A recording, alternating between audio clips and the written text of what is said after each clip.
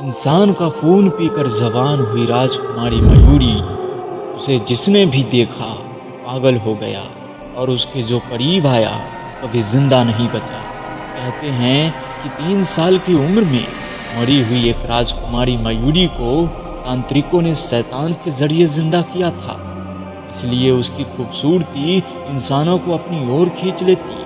लेकिन पहली बार किसी इंसान ने मयूरी को अपनी ओर खींचा था, शिवा, जो अपने दोस्त जग्गू के साथ हवेली में आया था। मयूरी को देखते ही उसका दीवाना हो गया। मयूरी भी उसके करीब आती चली गई, लेकिन इस बार उसकी प्यास खून नहीं, कुछ और थी। शिवा सही सलामत था। वह मयूरी के साथ हवेली के उस हिस्सों में जाने लगा जहां बिल्कुल जाना मना था।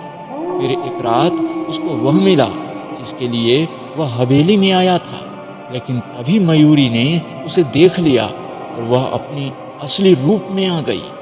मयूरी के असली रूप में आते ही हवेली का माहौल पूरी तरह से बदल गया।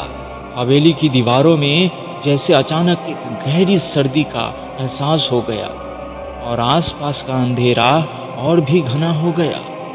मयूरी की आंखों में एक गहरी लालिमा थी जो पहले उसकी सुंदरता की मासूमियतों को छिपाई हुई थी, लेकिन अब वह किसी अजीब और खौफनाक शक्ति की परिचय करता थी। उसकी आंखों में शैतानी आग जल रही थी और उसकी चमकती त्वचा पर एक सफेद लकीर सी दिखाई देने लगी जो उसके एक भयानक प्राणी का रूप दे रही थी।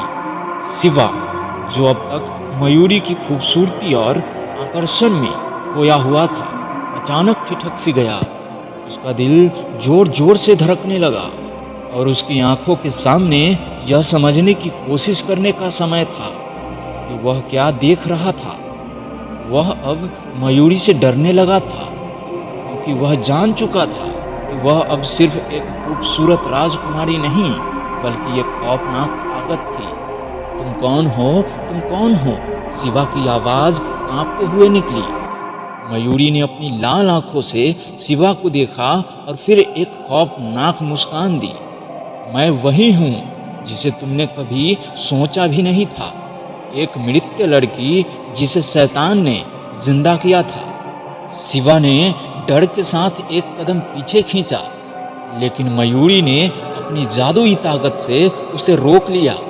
उसकी आंखों में वह गजीब सी चमक थी, जैसे वह शिवा की आत्मा को अपने भीतर समेटना चाहती थी। तुम मेरी ओर क्यों खींचे चले आए हो? शिवा, मयूरी की आवाज में एक सम्मोहक लहर थी जो शिवा को अपनी ओर खींचने की कोशिश कर रही थी। शिवा ने खुद को संभालते हुए कहा, मैं सिर्फ हवेली में खो गया था। मयूरी ने धीमे से हंसी और फिर एक कदम और बढ़ाकर शिवा के पास आ गई। क्या तुम सोचते हो कि तुम सिर्फ खो गए थे? तुम यहाँ एक मकसद के साथ आए हो शिवा। हर इंसान जो हवेली में आता है उसके पीछे कोई राज होता है। इसी बीच शिवा को अचानक याद आया कि वह और उसका दोस्त जग्गू हवेली में क्यों आए थे। वह हवेली के पुराने दस्तावेजों में एक खजाने के बारे में पढ़ चुका था, जो कहे जाते थे कि हवेली के किसी एक कोने में छिपाया हुआ था। लेकिन क्या वह खजाना सचमुच एक खजाना था या फिर वह किसी खतरनाक शक्ति का एक हिस्सा था? यह सवाल उसके दिमाग में घूस रहा था। अब मयूरी ने अपने हाथों से हवेली के दीवारों को छुआ और दीवार में एक दस्तावेज खुला। शिवा ने देखा वह दरवाजा कहीं और नहीं, सीधे हवेली के गहरे तहखाने की ओर खुलता था। मयूरी ने मुस्कुराते हुए कहा, तुमने जो कुछ भी ढूंढने की सोची थी वह तुम्हें यहाँ मिलेगा, लेकिन एक कीमत है शिवा। शिवा को समझ आ गया था कि वह अब किसी ऐसे रास्ते पर आ चुका था जिससे लौटने का कोई रास्ता नहीं था। वह डरते हुए लेकिन किसी अदृश्य ताकत से खींचे हुए मयूरी के पीछे तहखाने में चला गया। वह जानता था कि अब उसके पास कोई विकल्प नहीं था। मयूरी के साथ खींचे चले जाने का मतलब था कि वह अब अपनी जिंदगी के सबसे बड़े रहस्य से जूझने वाला था।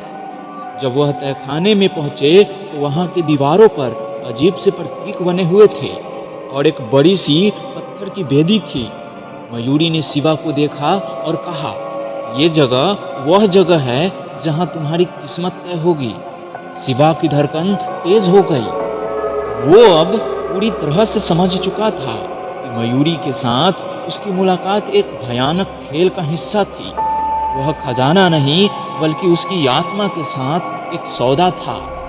मयूरी ने अपने हाथ में एक खंजर पकड़ा और उसकी नजरें शिवा पर टिकी हुई थी। मयूरी उससे मुस्कुराते हुए बोली, अब तुम्हें चुनना होगा, तुम्हारा खून या तुम्हारा आत्मा।